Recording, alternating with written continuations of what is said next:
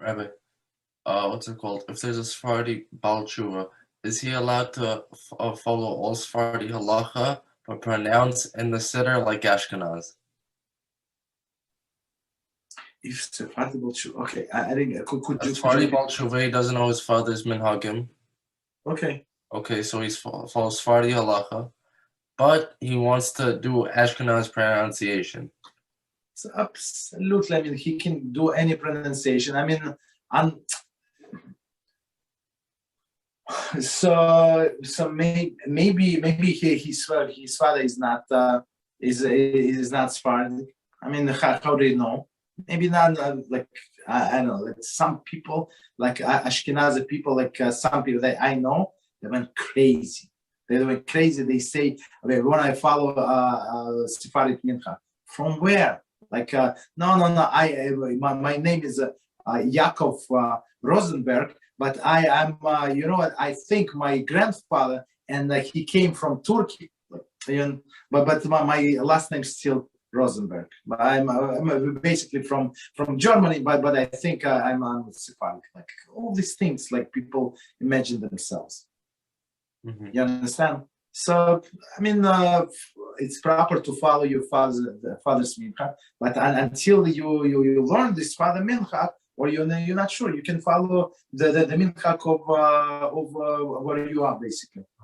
But isn't this a little bit more than a minhag? Because a lot of poskim say you're not yotze shema, you're not yotze anything unless you say. Not everybody agree, but okay. So I davened in several shows, and this Balkora.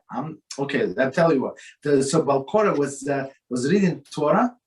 Torah is more strict than this the personal pronunciation, with a different pronunciation than the show.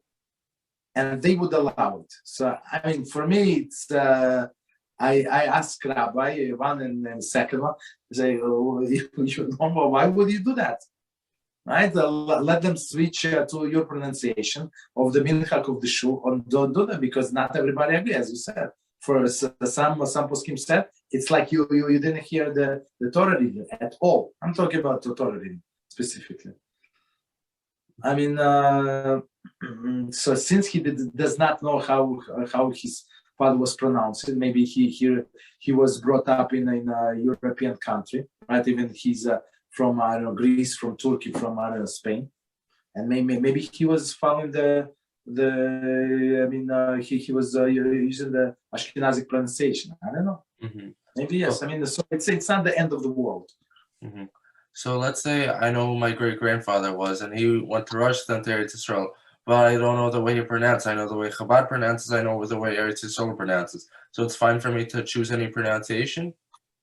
So basically, we go by his original pronunciation. So usually people who go to Eretz Yisrael, they were religious before, and they don't change the pronunciation. But I'm saying he wasn't religious before. He became religious in Eretz Yisrael. Exactly. So that's the thing. Yes. So I mean, in this case, yes, I would say a person can choose. So because he's original, but before this, but we have to know this thing before the broken chain, right? That his grandfather was great. So there was two more generations, and we know from the place where they live how they pronounce it. Mm-hmm. So just because it was a missing link, that does not mean that the link is missing. We know that the original one. Mm-hmm. So that's I would say it would be safer way to go by the original one. Like I don't know, a few generations before that. Mm-hmm. But let's say I know on my mother's side at least, what's it called, 2 generations back, or one for sure. But and her mother also wasn't from. And so I don't know about that. So we're gonna go 3 generations back, or now? Okay, 3-4 generations. That doesn't matter until we find somebody alive, basically, mm-hmm. Right? Who was connected to the Torah. But by from the place where they live, from the region, you can. It's you don't have to be Yaakov Rosenberg to say that you're from Turkey. Because I heard that my uncle in 1962 said that when he was there, stop all this. So you want to go Sephardic, you want to use different siddur to everybody's face. Okay, go Sephardic, but don't come up with this nonsense. Basically, go ahead. So what's it called? So in my case, so you say that you're allowed to choose any pronunciation, or we go 2 generations back and we say it's better to go to the few generations back, right? Because that's original custom. So as we said, just because we skipped few generations does not mean that the custom is lost. The custom was there. It was not used. You understand? But on another hand, for example, if somebody went to Israel and that's how they learn and stuff like that, and even the Nusach Ashkenaz, when you go to Israel, Nusach Ashkenaz, and it's very different from this Nusach Ashkenaz that we have here. So they follow the Gra.